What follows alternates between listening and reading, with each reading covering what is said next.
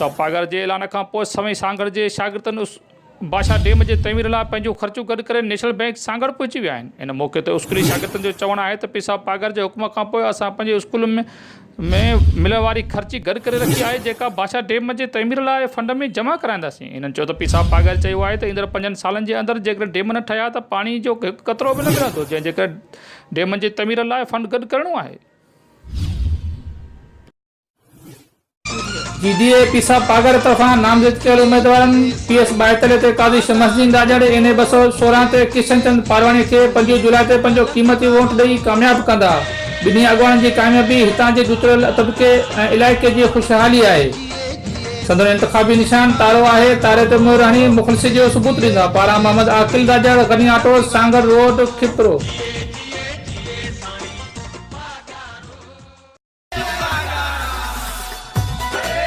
पीसा पागारे जीडीए तरफा नामज़द कयल उम्मीदवारनि PS 42 ते काज़ी शमसुद्दीन राजड़ खे NA 216 ते किशन चंद पारवानी खे पंहिंजो क़ीमती वोट ॾेई कामयाब कंदा। ॿिन्ही जो इंतख़ाबी निशान तारो आहे। तारे ते मोहर हणी सचाईअ जो सबूत ॾींदा ऐं पंहिंजे बहादुर लीडर अॻवाननि खे कामयाब कराईंदा। पारां एडवोकेट एजाज़ अली राजड़, तइलको खिपरो।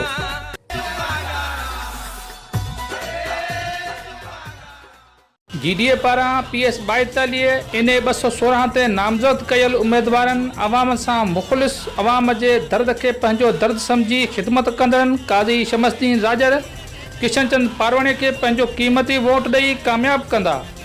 ॿिन्ही अॻवाननि जी कामयाबीअ सां तव्हां इलाइक़े जी बहितर मुस्तक़बिल जुड़ियल आहे, जन जो इंतख़ाबी निशान तारो आहे। पारां समाजी अॻवान गुल सिद्दीक़ पठान, तइलको खिपरो।